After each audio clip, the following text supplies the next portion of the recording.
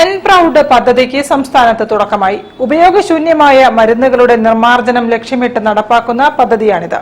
കോഴിക്കോട് കോർപ്പറേഷനിൽ ആരംഭിക്കുന്ന പദ്ധതിയുടെ ഭാഗമായി മരുന്നുകൾ ഇടാനായി ഒരുക്കിയ ബോക്സ് മേയർ ബീന ഫിലിപ്പ് ഉദ്ഘാടനം ചെയ്തു. ഉപയോഗശൂന്യമായ മരുന്നുകളുടെ ശാസ്ത്രീയമായ നിർമ്മാർജ്ജനത്തിന് എൻ പ്രൗഡ് പദ്ധതിക്ക് സംസ്ഥാനത്ത് തുടക്കം.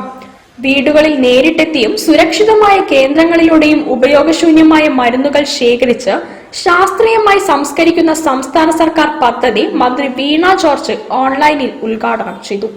ഉപയോഗശൂന്യമായ മരുന്നുകൾ അലക്ഷ്യമായി വലിച്ചെറിയുന്നതും മറ്റ് മാലിന്യത്തിനൊപ്പം കളയുന്നതും മനുഷ്യന്റെയും ജീവജാലങ്ങളുടെയും പ്രകൃതിയുടെയും ആരോഗ്യത്തിന് ഗുരുതരമായ പ്രത്യാഘാതം സൃഷ്ടിക്കുമെന്ന് മന്ത്രി പറഞ്ഞു.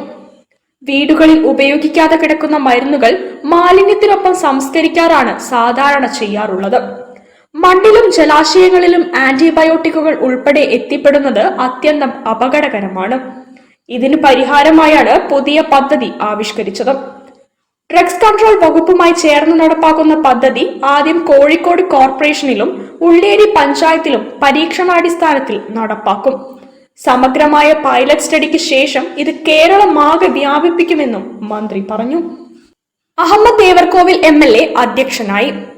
ഉപയോഗയോഗ്യമല്ലാത്ത മരുന്നുകൾ ഇടാനായി ഒരുക്കിയ drop box mayor doctor Beena Philip ഉദ്ഘാടനം ചെയ്തു.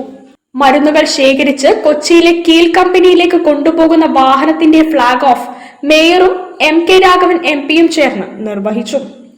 ആരോഗ്യവകുപ്പ് additional chief secretary Rajan N Gobragade, drugs controller in charge K Sujith Kumar, Ulleri panchayat president C Ajitha, Saju John തുടങ്ങിയവർ സംസാരിച്ചു. News bureau, Kozhikode. കൂടുതൽ വാർത്തകളിലേക്ക് എത്താം ഇടവേളയ്ക്ക് ശേഷം. ക്യാൻസറിനെതിരെ പൊരുതാനായി കാലിക്കറ്റ് സിറ്റി സർവീസ് സഹകരണ ബാങ്കും MVR ക്യാൻസർ സെന്ററും സംയുക്തമായി അവതരിപ്പിക്കുന്ന ക്യാൻസർ ചികിത്സാ സഹായ പദ്ധതിയാണ് മാസ് കെയർ.